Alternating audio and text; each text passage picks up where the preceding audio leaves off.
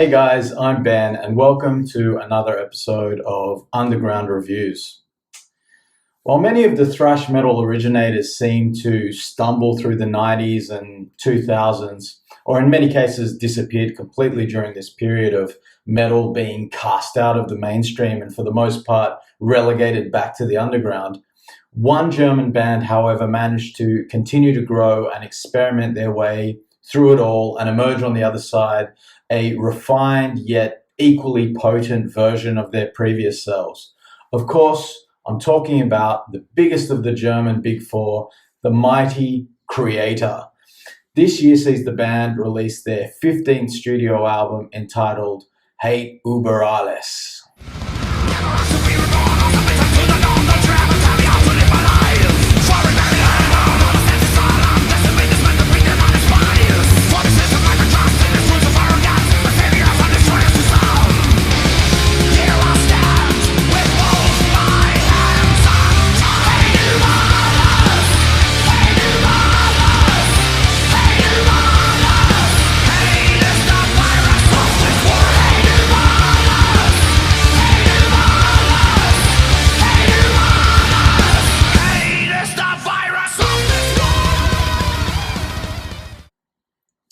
Kreator never really lost their creative fire. Even if some of their more experimental albums in the 1990s are considered somewhat controversial to many fans. In recent years, however, Kreator have really hit their stride.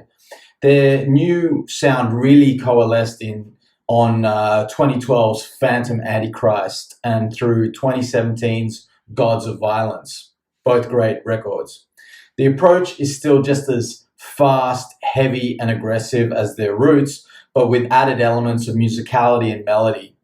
One might think these additions would diminish the attack and ferocity. However, nothing can be further from the truth. Über Alles very much continues in the same vein. However, it's not a copy-paste situation.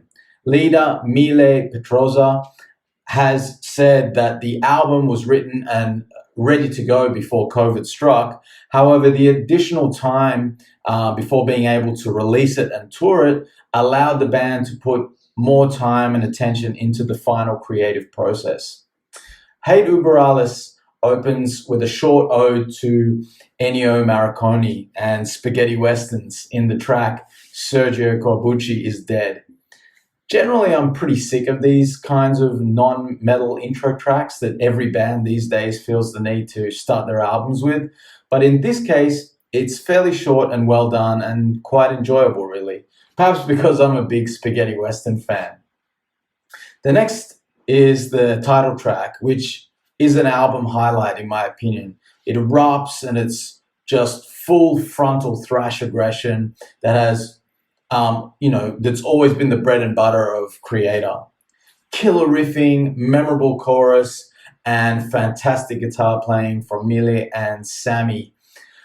Crush of the Tyrants has more of a mid-paced groove, but it's no less heavy and memorable. The production and tones throughout are really first-rate here, with everything sounding rich and full and with clear separation, yet retaining the overall power.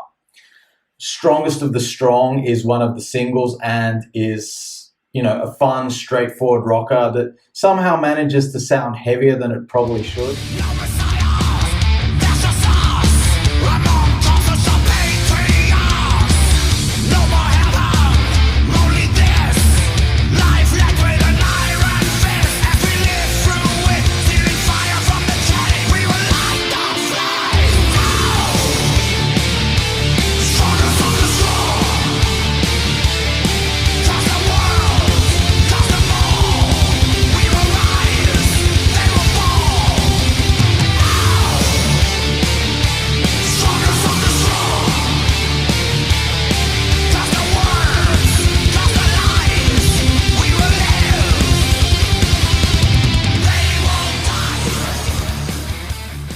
The lyrics on the album Über Alles are pretty cringe at times, but it doesn't really ruin my overall enjoyment.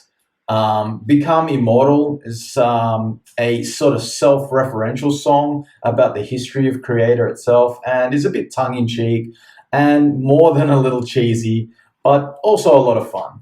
Conqueror and Destroyer is another highlight for me, opening with some dreamy harmonized guitars before exploding into full speed pummeling aggression. Whereas in the first run of Kreator it was all thrash all the time, and fucking awesome. Now the band will include more traditional heavy metal and even power metal melodies to make their point. For the most part, we get Miele's great, harsh vocals throughout. Another unusual addition, however, is the cleaner vocals seen in some of the tracks. The inclusion of female vocals on Midnight Sun, performed by Berlin-based singer Sophia Portanet, for example. This song has a decidedly goth feel mixed into the power and thrash and is an enjoyable diversion. The drums, as usual, are helmed by Ventor, and he absolutely slays as always. The guy is a beast. I think he's like 55 years old, and he's still killing it like he's a teenager. Besides the fairly stable lineup here is the one new addition to the band, former Dragon Force and Cynicenum bass player Frederick Leclerc. He actually contributed to the writing process with Miele in the final track called Dying Planet, which is another standout track with some excellent moodiness built into the high-speed attack. The song has an epic and somewhat progressive feel to it and is a powerful way to close out Hate Über Alles. If you're an old school fan and only love classics like Pleasure to Kill, Extreme Aggression, and my favorite, Coma of Souls, but never could enjoy anything else going forward, then this won't win you over. However, for fans who have loved their more recent albums, then there is a lot to love on this album too. I wouldn't say it's one of their all-time greatest albums, but it's an extremely strong release nonetheless. Power, melody, ferocity, and thrash are the names of the game here, and Kreator, as always, has delivered a fantastic album, so go check it out. How would I rate this one? I think a solid 8 out of 10 is deserved by Hate Über Alles. Anyway, guys, that's it for today. Thanks for watching. Stay metal, and see you next time.